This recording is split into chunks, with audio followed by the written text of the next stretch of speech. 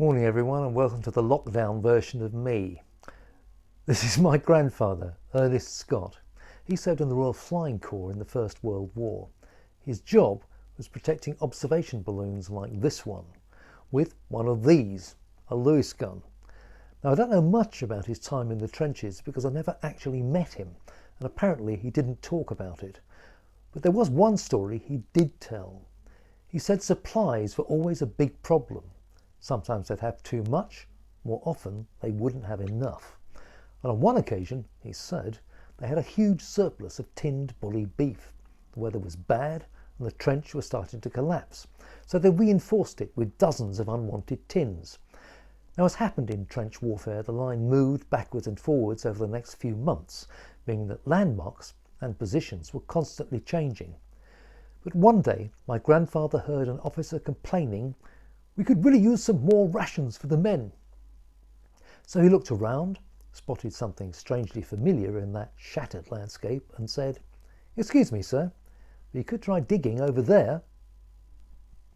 It's a good story, but that's all it is, a story. Later, I found it was told again and again by soldiers in different regiments, in different positions, at different times, because the truth was just too hard to share with wives and families at home. In other words, it was a story tailored for a particular audience. In this case, his young wife and his 4-year-old son, who wasn't too sure of the difference between Germans and germs. And that's the first rule of good marketing. Know your audience. It's also the first of the 3 areas I want to cover today, which are understanding your audience, how you should talk to them, and knowing how to tell a story.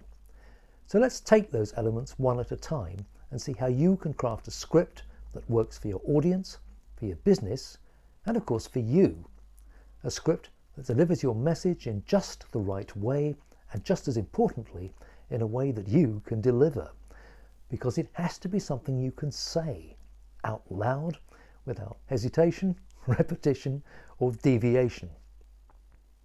So let's begin with your audience, as any good writer should. Because your video needs to win their engagement, which means thinking about them as people. So, who are they? What kinds of business are they in? What will interest them? And what tone of voice is appropriate when you're talking to them? Think about it.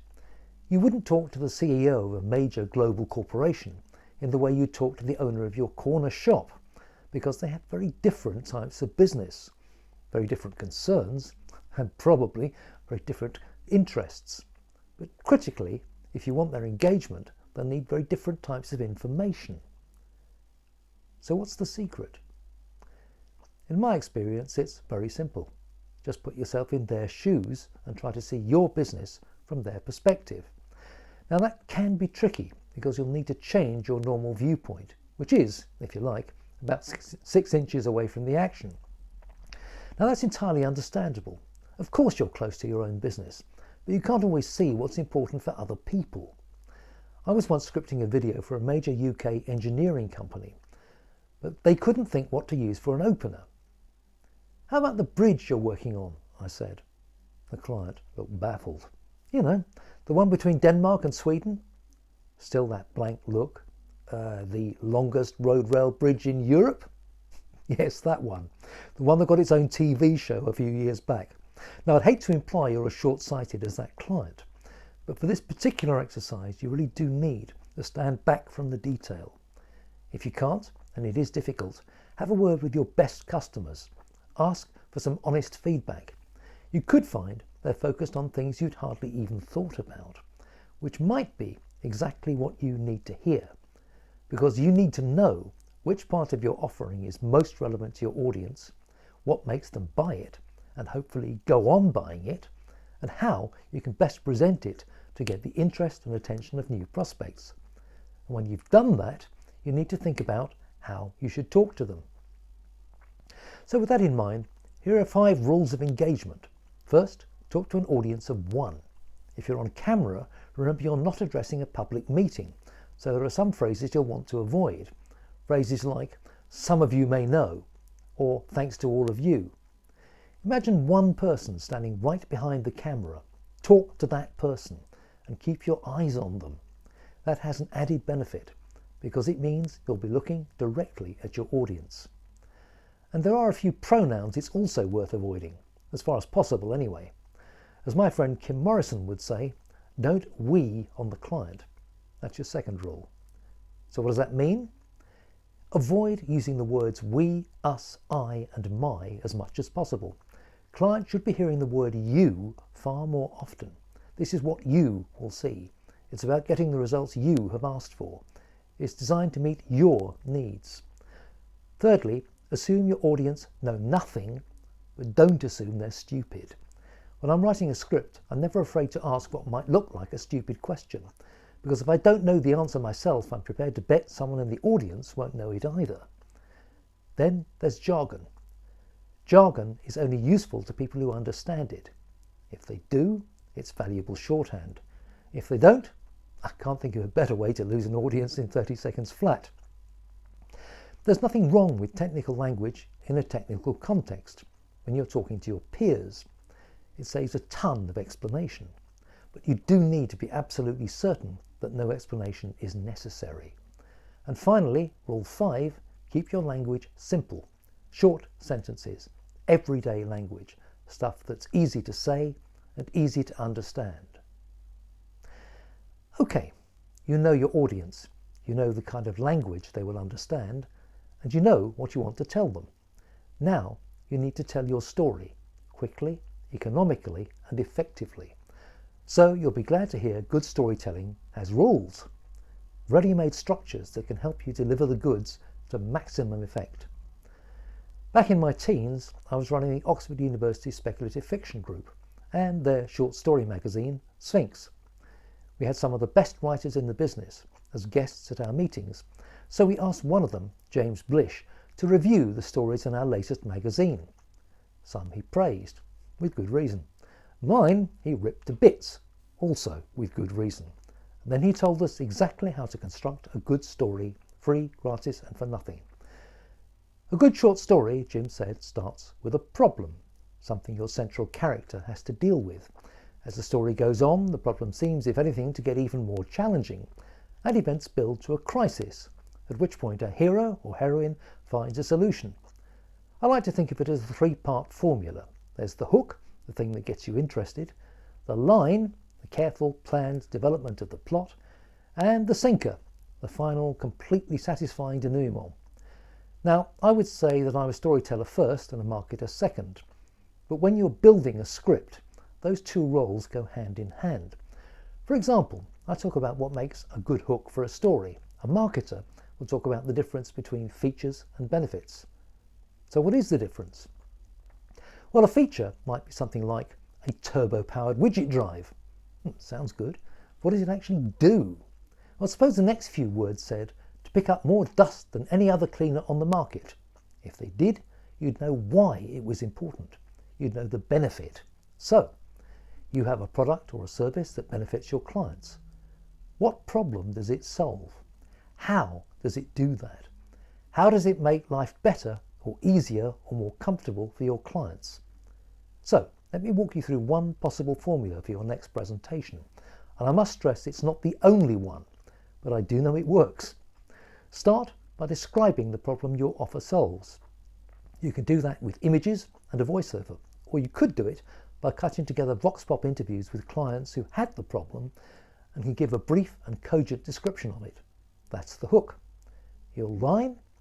That's where you explain, preferably with pictures and perhaps some captions, what your offer is and what the benefits are. Remember, benefits, not features. And the sinker? In an ideal world, get those same clients to tell everyone how good your offer is, because that way you don't have to, and you won't we on the clients. And here endeth the third lesson, with one caveat. Play with those rules. Experiment. Try breaking them. Because, in the end, there are no rules, except perhaps one. If it works, do it. So as my offer today, I'm prepared to spend an hour working with anyone who needs help scripting a presentation. You can get the details from the ISPAR website, and that's all I want to say today. But if you have questions, please do follow up with me. Thank you very much. Ask Allan. So I mean, what I'd like to ask you, Alan, is, I mean, it sort of seems that people think that with the advent of digital media and all this sort of online stuff and whatever, that the written word is actually losing a lot of its power, but it's probably the other way around, isn't it? What do you think? I think there's a place for both. I mean, what I'm experimenting with at the moment, it's an interesting thing to do, is to take, say, a blog post I've written, which might be 300 words, say, because that, you know, is allegedly what Google likes to have, but with that sort of length, maybe. See if I can condense that down to, you know, a couple of minutes of video, something like that, just to get the key points in. It's a different way of communicating the same thing. And I mean, if you want something that's instant, that's a good way of doing it. I think there's room for everything. But for video specifically, writing for spoken word is a specific skill. That's kind of what I was trying to get across in that 10 minutes. And you do not write this voiceover in the way that you'd write for a blog post. It's a different style, different approach. You know, the language is different.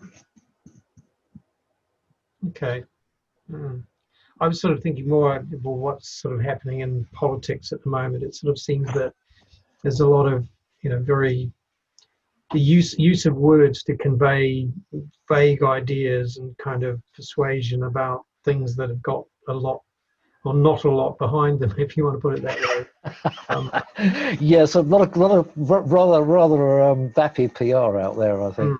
I'm sure Ian is looking on that with as jaundiced an eye as I am in some cases. I mean, I'm so sick of the word unprecedented. It's now banned in our house. Yeah. I mean, the language is atrocious, isn't it? I mean, it's just lazy, and you know, there's nothing behind it. That's the trouble. It just demeans language, I think, if you use it in that way. It was unprecedented since last time. It was unprecedented. Yeah, since Tuesday. Yeah. World beating's another one, isn't it? Yes. Everything's world beating. Yeah. Because I mean, I thought it was rather. It was a skillful use of words, which meant absolutely nothing yesterday when we were told how this time the actual test and trace mechanism that was being developed was going to be everything that everybody ever wanted. And of course, the rest of the politicians laughed and that is an sorry, the government track record on IT projects. I mean, I will defer to Sean on this one. He's probably got much more critical eye on that than I have. But I've yet to see a government IT project that runs either to time or to budget. Sure. It's law. Indeed. So okay, the main part where you're sort of crafting at the moment is for sort of what goes into people's websites and content that they're producing through websites. Is that a it could be websites, could be, for example, if you want to share a 60-second clip on social media, something like that, which is, you know, either informative about the business, or, you know, informative in terms of perhaps giving people a useful piece of advice relevant to the business, that kind of thing. So, you know, I've done a couple of different ones along those lines. I put one up, I think, on Slack, which was my one about public speaking, and how to deal with your inner lizard. Basically, you know, what happens when you hit panic mode and you're standing up in front of the lectern, your throat goes dry, your heart's racing, you're sweating, you know, breath is coming short. What can you do about that to actually overcome that and get out there and speak like you meant it? Yeah. It's strange that. I mean, the only time that ever happened to me was when I did a presentation to my workmates at Philips. It was to my, I'd done presentations to customers and everything, but as soon as I got in front of my actual colleagues, bam, I could hardly stand up. My back went all rigid and everything. It was crazy. It's it's about who you're talking to sometimes as well, isn't it? And the environment in which you're working, that can do it. But I mean, it can happen to anybody. That's the point. And it's just basically the hindbrain taking over. It's the fight or flight thing is what's kicked in. And if you can actually turn that around and harness it. Anyway, there's a minute's worth of video up there, I think, on Slack for anyone who wants to check that out. If that's a problem you have, do have a look. But that's the kind of thing I'm after. It's something helpful, you know, something useful, something you can basically put together in a minute or so. But if it's someone wanted something longer, obviously I'm happy to talk about it. I was going to say, it was a really good chat we had. And I think one of the problems that you and I have is that people want to put in their presentations words that they never use in normal life, ever. So you'll suddenly see at funerals or your stuff, people, where's that? You're a proper East End person. Where has this posh language come from? But I just wonder what other common mistakes people make. I know we discussed a few, but it'd be interesting for the group. I think in terms of structure, it's first of all that people don't understand how to tell a story. That's something you and I were talking about in our one-to-one, isn't it? That, you know, and that's why I put that piece about story structure in, because you do need to have something at the beginning that grabs people's attention, whatever it is. You know, perhaps you might put a question in that's a bit controversial, or a phrase that puzzles. The example I like to use when I'm discussing storytelling in general and script writing in particular is, supposing you walk into a bookshop and you want a crime story. You're looking along the shelves and you see perhaps first of all a title that grabs your eye. That might be the first thing that you do. And you get to the point where you've actually opened the book. And the first sentence in that book says something like, at 10:23 p.m. on the 3rd of January 1993, Joanna decided she would have to kill David. Would you read the next sentence? There's about half a dozen unanswered questions planted in that first sentence. And, you know, why that time? Why that day? Who's David? Who's Joanna? Why does she want to kill him? You know, all that stuff. So you've got, hopefully you then get them to read the paragraph, and then once they're in, generally speaking, if people turn the first page, they're going to buy the book. So don't forget the other question is, who's she going to get to arrange the funeral? Quite. He He was a lovely man. We were saying now, weren't we? It's very much maybe like Mark's world. Everyone thinks they can write. Yeah. Everyone thinks they can take photos. Yeah. Yeah. So why come to you? And I understand why, but we can all write, even Dan. So, you know, it's Something else to Dan. Questionable. Only with crayon. Yeah, exactly. But I mean, it's the It's same. not crayon, it's weird shaped pencils. That is pretty weird. Yeah, I'll give you that. You're exactly right. I mean, it's why come to a professional when I can do it myself? Well, the answer is probably because you think you can do it yourself, but maybe a professional might do it better, faster, and get you the result you actually want. yeah, definitely. Sean, I'm aware we stepped on you when you were about to say something before. Sorry, mate. That's right. All I was going to say is Allan did some really good script for an explainer video I was putting together, which is obviously really useful because, you know, it's spoken over the top of static pictures, as it were, and that was really useful. And it's, I think, you know, it's definitely something to consider if you want to explain something to an audience. Is, you know, because I mean, I'd obviously written the words, and then Allan gave them back to me in a format that actually was much more interesting than the set of words I put down. Yeah, you gave me good, decent material to start with, Sean, which always helps. But I'm glad it worked for you. Yeah. Does help to get a different sort of angle on the thing. I mean, one of the things that Allan used to do for me was a newsletter, and one of our dogs, his name was Gadget, so we actually had a Gadgets tips as an IT tip kind of thing at the end of our newsletter, and Gadget was always able to explain things a lot better than I could. I love it. Yeah, you know his own Twitter feed, you know. Yeah. Yeah. And I mean, a newsletter's pretty much dead now, Allan, or how's? No, I'm still doing them. In fact, Sean, bless him, is actually has got me some distribution software again, because my previous software I had to basically sign off from. It was Mike Flowers who was doing it. You know Mike, of course, Graham. But he basically wanted to shut that down because I was the only client he'd got left, and I quite understood that. And, you know, we did it, and I was also paying quite a lot of money for it because of that, and we agreed that wasn't a good way to go. So Sean's very kindly written me a new system to which we're just finalising at the moment. So thank you, Sean. Chance to say thank you to you. And testament to Sean's software skills. We have tried it, it works beautifully. We're just basically doing fine tuning now. Okay. So it's still perfectly valid form of. Oh yeah, getting yeah. I information. think there may be an upkick with that, possibly. As more and more people are working from home. I don't know what you think about that, Ian. I'm not ruling it out myself. I think there is still a market out there for it, but I think it's a different market from what it was even a couple of years ago. Yeah, I mean, it's kind of content is has got to be varied, hasn't it? So Yeah.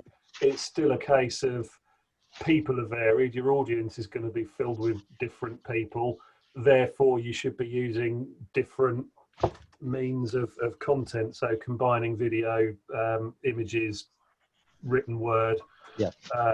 animations, and whatever else you can think of, and targeting the right people. Yeah. But I still think, despite what Google tries to tell us, written word and blogs have a really important place. I mean, Yeah. in the end, you can't optimize a website, a video. A video will be part of your optimization, but you can optimize text. Yeah. So, if you want to drive people to somewhere, you need the text in order to do it as well, as well as the tech stuff behind. Possibly, I mean, one of the ways we can do this these days, of course. I mean, I think we talk about repurposing content, and it's quite a useful thing to think about, I think, in that context. If you do a short video, perhaps, pump that out on social media, but with a link back to the blog post that it's based on. So if people want the full text, they can see it there. And you're also pointing people back to the website, getting them to actually visit the site, which is surely the objective, after all, of putting out stuff on social media in the first place. Yeah. You could do various different versions of that. So you do a video version, or if it's an animation or infographic or something like that, you've got various different means. It also means that you're reaching people that perhaps have different ways they take information in. I mean, some people take visual information in better than they take written word. Some people like to hear it, so it could be a podcast. You've got lots of options these days, haven't you? Yeah. And for me, I can't bear instructional videos. I'd rather have something written down in front of me. Call me old-fashioned. Not that I'd ever read an instruction manual, obviously, because I'm a bloke. But if I want something quick to figure something out, I want it written. I don't want it as a YouTube video. I'm quite the opposite in that regard, actually. I just spent yesterday evening hacking my way into a laptop that a user had lost the password for. And that's not an easy thing to do in Windows 10, but there's some clever people out there who have put a couple of videos together to show how it's done. And it's, being able to just sort of like pause it at the right moments, as long as they're showing you where to, get to and how to get there and whatever. That's where the screenshots are helpful, isn't it? Yeah. So I often find that technical people, especially, who write instructions about doing something on, like, for example, a server or whatever, they kind of assume how to get to your MSC.NE console. And you think, well, okay, all right, now I've got to go off and find another video about how I open up that bit to get to this bit. So, whereas if you watch a video, you can sort of see how somebody progresses through to get to somewhere and follow it quite easily. So, yeah. So I think there's definitely a slot for your videos there, Sean. Don't worry. Yeah, can be very helpful. I know. I like both. I mean, I did actually write a couple of user manuals back in the day. It's quite an interesting exercise to do because obviously I had the advantage, rather like the approach I have to video scripting. You go in as the user who doesn't know anything. Yeah. And therefore, you actually do write it from the point of view of someone like that. I mean, way back in the day when I first went freelance, one of my first jobs was writing computer books for things like the ZX Spectrum. And I was editing them to start with, and then basically the publisher came back to me and said, could you write one? I said, "Oh, I know nothing." He said, "Yeah, well, neither does the audience. You're ideal for doing it." You know, it's actually one of my, in terms of library loans, I mean, I made a nice living off public lending right for quite a few years on the basis of that book, because everyone wanted to borrow it.